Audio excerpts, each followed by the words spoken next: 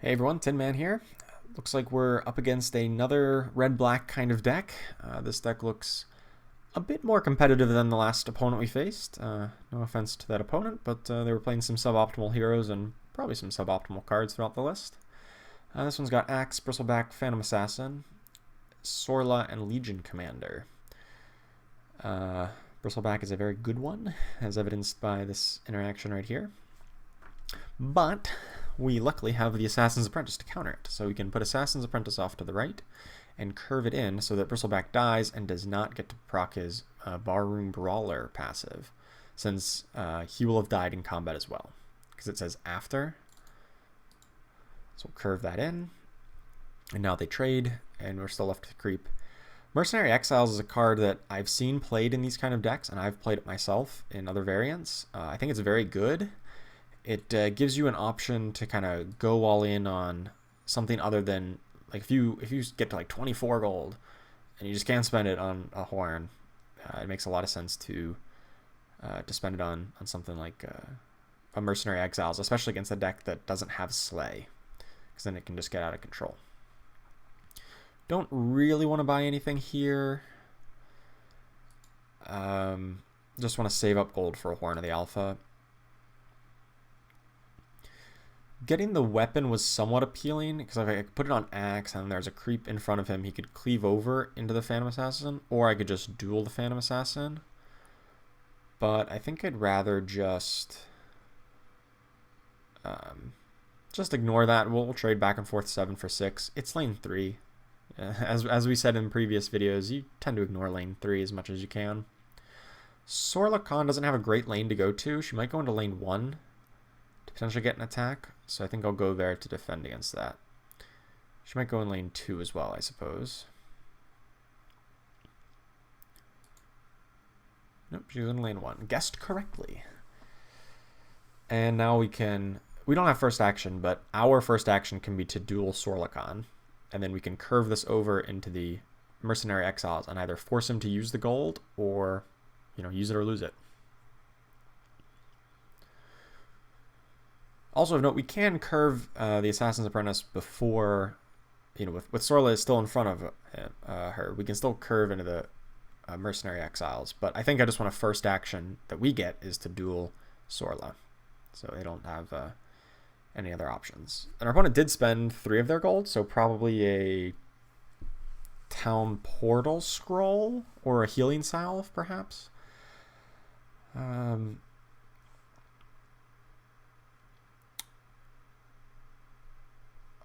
Actually, now that I'm thinking about it, Hipfire.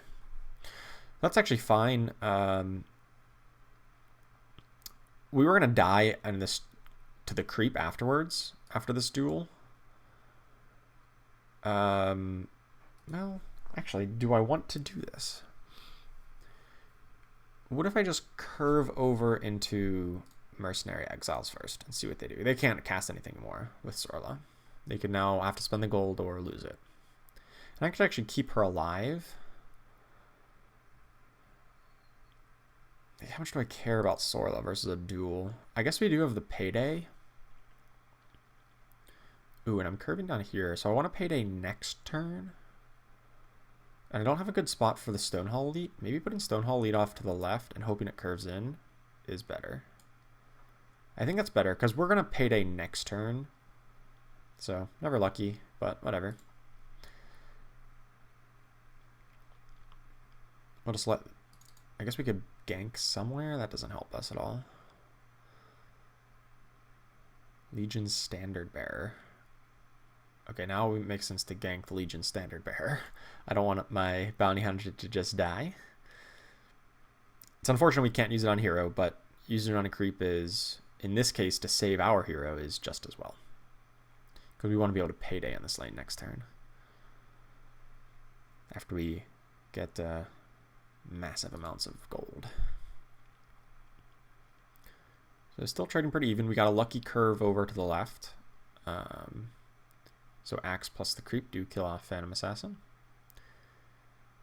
And you could play a creep here in front of Axe to save it. But if they don't, we'll be going into the Payday with about 15 or so gold. or more.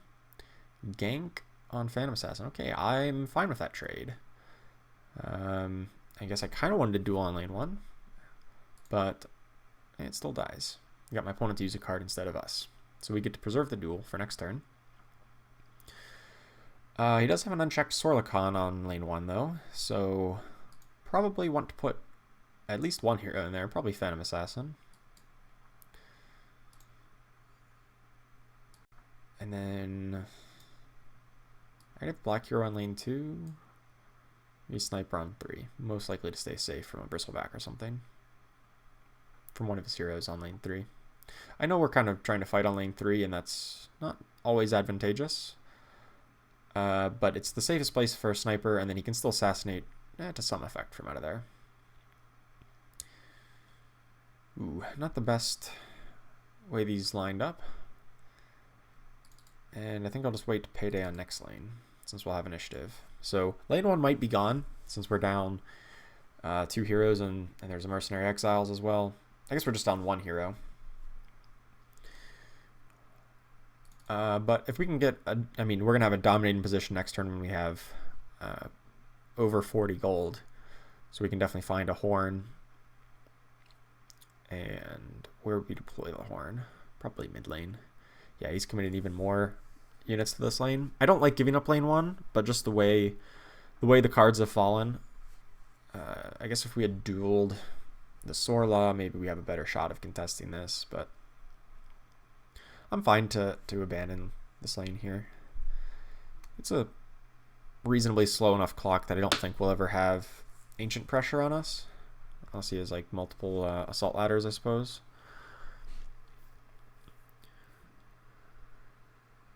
So mid lane we'll just first action payday, just in case he has a duel or something. And we don't have another action anyway. And we did get the Jinda proc, so that's nice. Gets Axe a little bit lower. Axe is still a pain to ever try to fully kill off. But chipping him down as much as we can so that we can kill him when necessary is nice. Now we can actually kill him off by putting a Stonehall Elite in front of him. Or not. That's Phase Boots. Alright, Axe is Tanky McTankerson. Ooh. Ugh. That is no bueno. He probably wants to swap Axe with that, doesn't he? Oh, he doesn't. Okay. Now Axe needs to be hit with a coup de grace in order to kill it off, I suppose.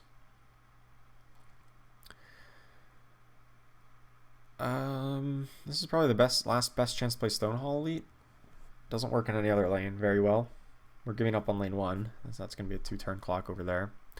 We're just going to put Legion Commander in mid. Hope for the best there. So if I Stonehall Elite off, probably to the right, hoping it curves in, just to get it a little bit closer to death. I don't really need to if I'm planning on headshotting it next turn, but I kind of presumed he might have something, you know, like a Traveler's Cloak. Yeah. So, not the best way things are lining up, but we do have the Horn. Do I want to buy anything else? Horn's going to go on mid lane, I presume. I guess Blink Dagger to let Axe trade with Bristleback. And maybe Revtel Signet Ring as well.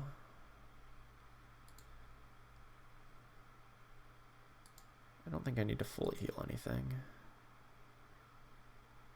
Yeah, I think I'm fine with this. So we'll put Legion Commander in mid, and then Horn of the Alpha there, and then Berserker's Call, Blink Dagger, and Horn of the Alpha on right lane, or some organization thereof. We'll figure it out. Opponent spent 8 gold on 2 cards. So that's probably 2 forecast things, or a 5 and a 3. There's the 5, so the other one is a 3. Probably a Town Portal Scroll, actually. Or another Traveler's Cloak. Which means we probably want to... If we want to force the kill on this, we need to... Well, I guess as soon as we say, hey, we're going to win this combat by playing Revtel plus Blink Dagger on Axe, he'll probably Town Portal scroll it away. In which case, then we can duel the Phantom Assassin for value there. Alright, seems reasonable. Assuming that's the Town Portal scroll, we can play around it pretty well. Unfortunately, our Legion Commander landed in front of Axe, but it is what it is. They're playing some more guys on lane 1. As long as we don't get our Ancient killed in this lane. Oh, Town Portal scrolls that one out. Okay. That was actually drawn earlier round, so the one that was drawn this round is still there. So there's still another 3-cost card in their hand. Let's Horn to get it out of range of anything that could happen. And then we just play Horn on the side and kind of hope it lands here and curves in, but that's a 12% chance, 50-50 on left and right, and then 25% chance it curves in. Ooh. That is unfortunate. Yeah! Played that 12% chance perfectly. I can even Blink Dagger a Legion Commander out of here to save her. Do I care to do that? And Axe will still die. Might be reasonable to put her on lane 3 so we can like multi-duel on lane 3 or something. And we're like super heavily stacked on lane 3. It's better than her dying though, I think. I guess maybe Axe doesn't or Axe just kills Bristleback. Oh, we got a curve into Bristleback, okay. Yeah, I'm like, he has an X. Why did I... Right. We got the curve into Bristleback. Seems good. Let's blink out of here. Get that a dodge. Still smashing him. He doesn't have anybody to phase boots with, so that feels pretty good. So now we're winning on lane 2. We've got 3 heroes to his 2 on this lane, so presumably we should be winning on this lane by the end of the turn. Got to figure out exactly how to make it work. But we've got duels available. We've got a Signet Ring. We're a little ways away from Time of Triumph, but that's all right. Berserker's calls right away. Okay. I can live with that. I was about to overwrite that for some reason. That would be very bad. I could duel a Phantom Assassin, or just hold initiative to assassinate first action next turn. Let's do that. Let's hold initiative to assassinate first action. So this is in the case where preserving initiative is extremely important. Right, our opponent is going to... Sure, they play their Traveler's Cloak. That was the 3-cost card we still knew about. And they don't have a hero on lane 1. So we can actually prevent this lane from going down this turn. Let's buy a couple items. There's nothing to Magicine Maul. We're going to get at least 5 more gold. We got a couple health items. I don't think I really need Healing Salve. No, maybe I do to save her so she can duel. Alright, so I want to put a black hero in lane 1 to assassinate with. I guess it makes sense to put Bounty Hunter there, because Phantom Assassin definitely trades with these two, whereas Bounty Hunter doesn't necessarily trade with Legion Commander, because they're going to put both in mid lane, I'm assuming. Or 1 and 1, and 2 and 3. But since we have initiative, we should be in great shape to clear their opposition in mid lane. And then we're still fighting on lane 3. Okay, so just a Sorla. So I'm a little less concerned with Sorla, especially since she's dying. I think we just assassinate... Oh, and we can gank? Okay, so we can just win lane 3 from lane 1. So you don't necessarily have to be winning lane 1 in order to get the value. You just need to have a black hero on lane 1. So let's first action assassinate... like... I guess Phantom Assassin? And then we're going to gank our Phantom Assassin to their Legion Commander. We'll put a Revtail Signet Ring on her first so she survives.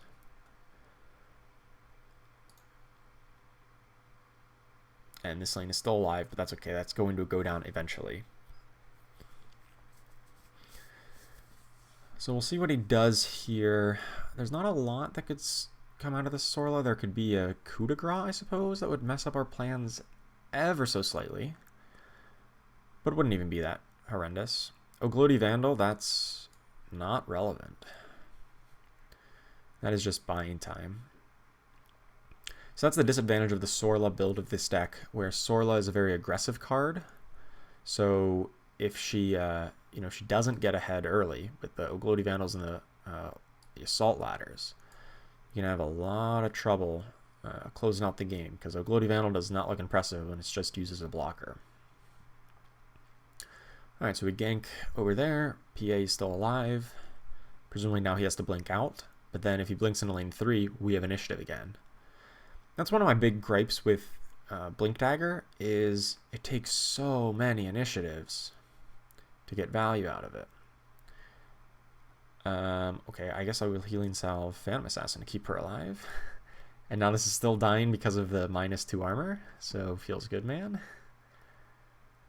And just everything's coming up our way. Since our opponent was with a more aggressive build, and we were able to weather the storm of their early aggression and come out on top. So now that we've given initiative back, we can just first action duel. Actually, I don't even care, do I? No, because then I lose my Legion Commander. I don't want to have Horn of the Alpha up for next turn. So what do I care? I will just headshot her, I suppose. I lose initiative this way if he just passes, but if he just passes, we're in great shape. I don't care about initiative at that point. I'm just going to Revtel just to deny him 3 gold. It's not like we have Revtel going on anything else for value, and we already don't have initiative because I wanted to trade. Alright, opponent's got 2 heroes back. They need to contest lane 1 and 2. I find it hard to believe this game is going to go awry. Lane 1's gone. We don't care. They got no ancient pressure. We can't possibly stop this tower from going down. Might as well go into lane 2 since we do have a Horn coming in on 3. Actually,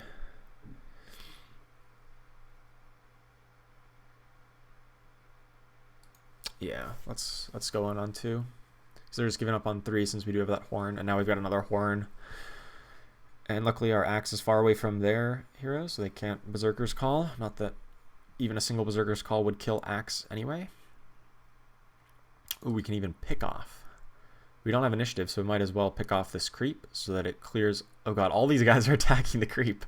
That creep is tanking a massive amount of damage, but pick off will solve that problem.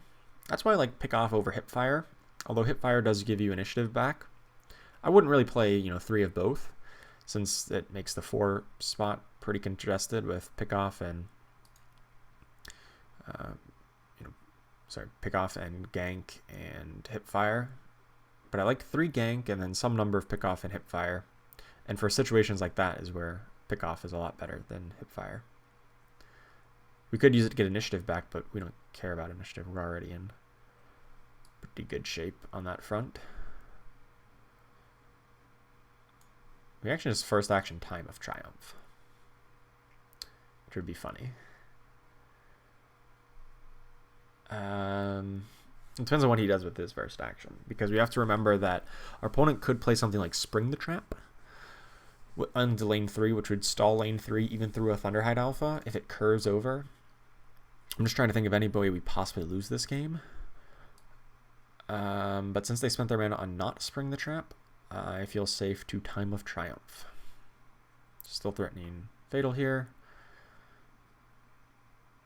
And then if we, if something goes horribly, horribly wrong, we can, I guess we could duel if he plays Spring the Trap. Still dead. Siege is a hell of a mechanic. And Time of Triumph is just a hell of a card. +4 everything.